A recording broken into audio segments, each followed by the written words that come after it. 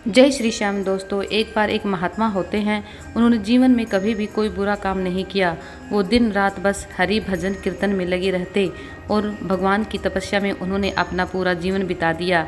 जब उनका अंत समय आया तो उन्होंने अपनी आंखें खोली और उन्होंने पाया कि एक अपने आश्रम के सामने एक तालाब था। और जब उनका अंत समय आया और उन्होंने अपनी आंखें खोली तो उन्होंने देखा कि एक बगुला मछली पकड़ रहा है। उन्होंने मरते मरते भी उस बगुले को उड़ा दिया ताकि यह मछली को ना खा सके। तो जैसे ही उन्होंने अपना शरीर छोड़ा वो सीधा नरक में चले गए। और वो इसी विचार में लगे रहे कि मैंने ज़िंदगी में कभी कोई बुरा काम नहीं किया, मैं फिर भी नरक में क्यों आया। तो महात्मा जब नरक में पहुँचे तो उनको अपने बाकी शिष्यों की चिंता हो गई और वो अपने बाकी शिष्यों के सपने में गए और उन्होंने अपने शिष्यों को कहा कि अगर तुम्हारे अंत समय में ऐसा कोई बगुला मछली को पकड़ने आए तो तुम उस बगुले को उड़ाना मत, बल्कि मछली को पकड़ने देना, नहीं तो तुम भी नरक में ही आ जाओगे। शिष्यों के यह बात समझ में आ गई और जैसे ही दूसरे शिष्य की शरीर छूटने का समय आया, सेम वही दृश्य दोबारा हुआ।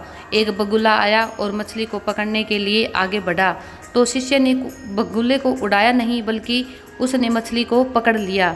और इतना होते ही उस शिष्य ने भी अपना शरीर त्याग दिया, यानी कि वो भी नरक में चले गए। तो गुरु और शिष्य दोनों ही नरक में थे और वो चिंता करते रहे कि हमने तो दोनों ने अलग अलग कार्य किया, फिर भी हम नरक में क्यों आए।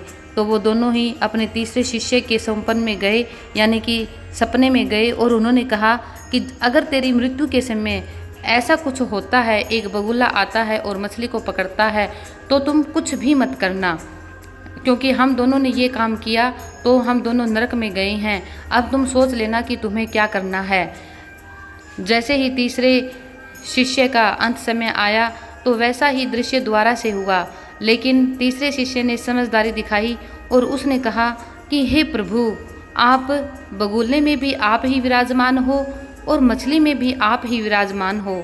मैं तो आपका एक तुच्छ बंदा हूँ, मुझे कुछ भी समझ नहीं आ रहा कि मैं क्या करूँ क्या ना करूँ। ये सब आपकी ही माया है, जैसा आप करो वैसा सही करोगे। और इतना कहकर तीसरा शिष्य भगवान की भक्ति में लग गया और हरि हरि जपने लगा। तो वो जैसे ही उसने तीसरे शिष्य ने अपने शरीर का त्याग किया, वो सीधा स्वर्ग में गया। यह सोचकर दोनों पहले और दूसरे नंबर के गुरु और शिष्य चिंता में पड़ गए और वो सीधे नारद जी के पास गए और बोले कि ये हमारे साथ क्या हुआ। हमने तो अपना अपना फ़र्ज निभाया, लेकिन हम दोनों नरक में आए। हमने अपनी तरफ से दोनों का हर बार भला करने की कोशिश करी, लेकिन हम दोनों नरक में, और जो हमारा तीसरा शिष्य था उसने कुछ भी नहीं किया, तो वो स्वर्ग में कैसे गया। तो नारद जी ने कहा कि जब पहली बार बगुला आया था मछली को खाने, वो बहुत तेज़ से, उसने कई दिनों से कुछ नहीं खाया था और वो बहुत ज़्यादा भूखा था। अगर वो मछली खा लेता उस दिन तो उसकी जान बच जाती, क्योंकि बगुले का खाना मछली ही है और कुछ नहीं।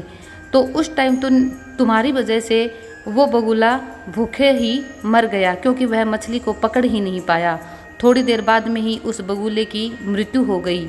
और जब दूसरे शिष्य के सामने ये दृश्य आया तो बगुले का पेट भरा हुआ था, परंतु वह सिर्फ मछली के साथ मतलब मजाक कर रहा था या विनोद कर रहा था, उसके साथ शरारत कर रहा था। सिर्फ वो उसको खाता भी नहीं, क्योंकि उसका पेट भर रहा था, वह सिर्फ उसको सताना चाह रहा था और तुमने उसको आगे मछली को सौंप दिया। तो तुम्हारे विचारों के कारण हर बार गलत काम हुआ है। लेकिन जब तुम्हारे तीसरे शिष्य ने यह दृश्य देखा तो उसने सारा का सारा काम प्रभु पर छोड़ दिया, जो कि सारी सृष्टि की रचना करता है और जो सारे संसार को जानता है। इसलिए तुम्हारा तीसरा शिष्य स्वर्ग में गया है। तो दोस्तों, कई बार क्या होता है कि हम किसी भी स्थिति को समझ नहीं पाते, गलत को सही बता देते हैं, सही को गलत बता देते हैं। जहाँ हमारा कुछ भी वश ना चले, हमें कुछ भी समझ में ना आए कि हमें क्या करना है क्या नहीं करना चाहिए, वहाँ हमें सब कुछ अपने भगवान पे छोड़ देना चाहिए, क्योंकि वो भगवान कभी किसी के साथ गलत नहीं होने देता, सब कुछ सही ही दोस्तों वास्तव में हम सुबह से लेकर शाम तक पता नहीं कितनी झूठ बोलते हैं, कितने हमसे गलत काम हो जाते हैं, परंतु इन सब से बचने का एक उपाय होता है कि हम जितना भी प्रभु का नाम लें, जितना भी उनका स्मरण करें, जितना भी उनको टाइम दें, उतने ही हमारे पाप पुण्य में बदल जाते हैं। जय हिंद, जय भारत।